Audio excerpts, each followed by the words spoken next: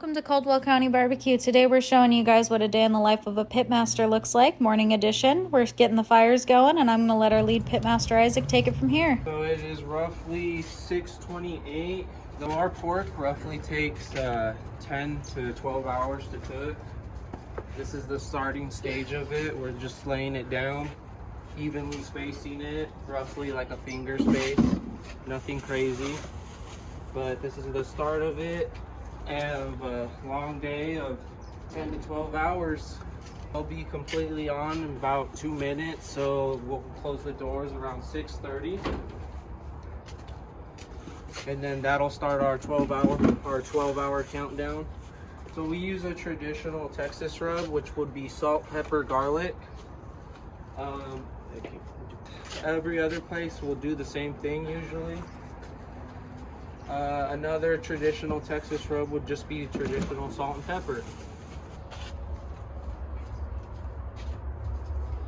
Alrighty, so right now we're throwing on our ribs. It is roughly 6:44, so they'll be probably done around 11-ish on the dot, maybe a little earlier, just depending on how we keep that temp.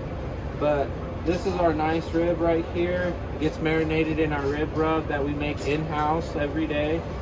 And then it gets marinated in our AZ Gold sauce as well. So it's AZ Gold as a binder, and then our rib rub to make our ribs. And then you get this nice pretty color, and once they're done, we'll show you the after effect.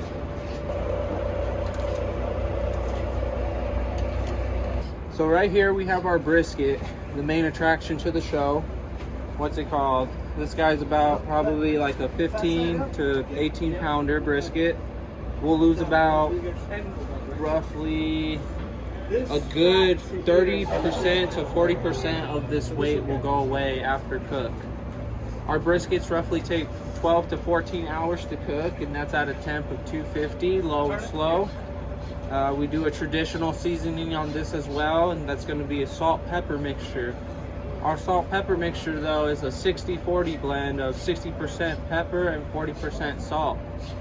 So that's why we want that dark bark on there. We want to go for that dark Texas bark.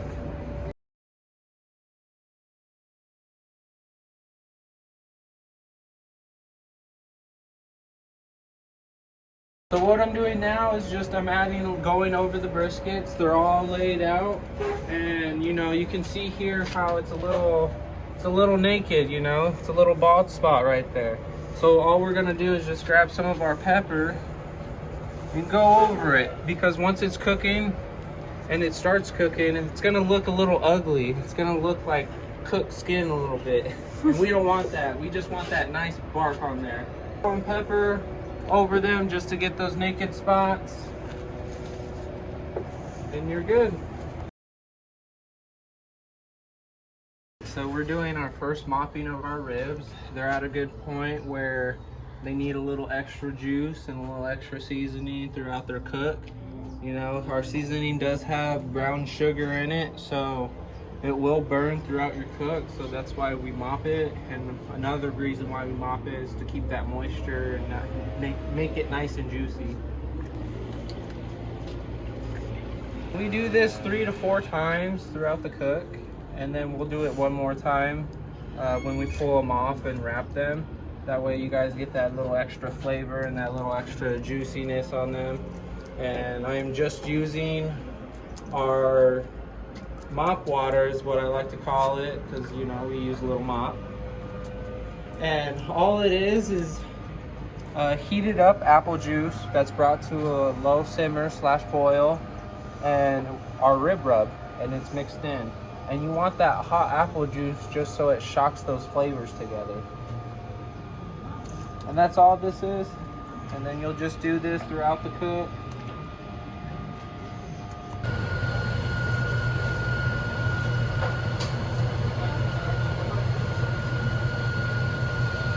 Here we got the turkey, and we've already put the rub on. This is salt and pepper and garlic.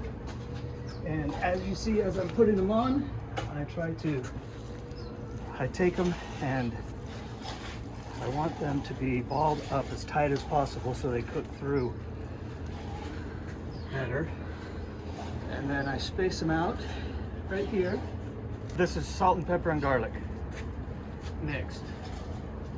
Meat's the star here, so I really like being involved with it.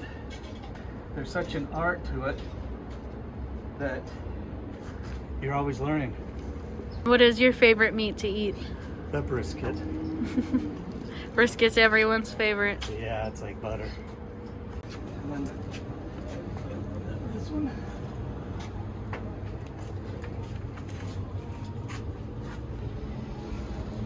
And now we wait. In the meantime, we'll be seasoning and trimming more briskets for tomorrow. We will be checking temps and keeping those fires going. And I hope everyone enjoyed today. Have a great rest of your day, guys.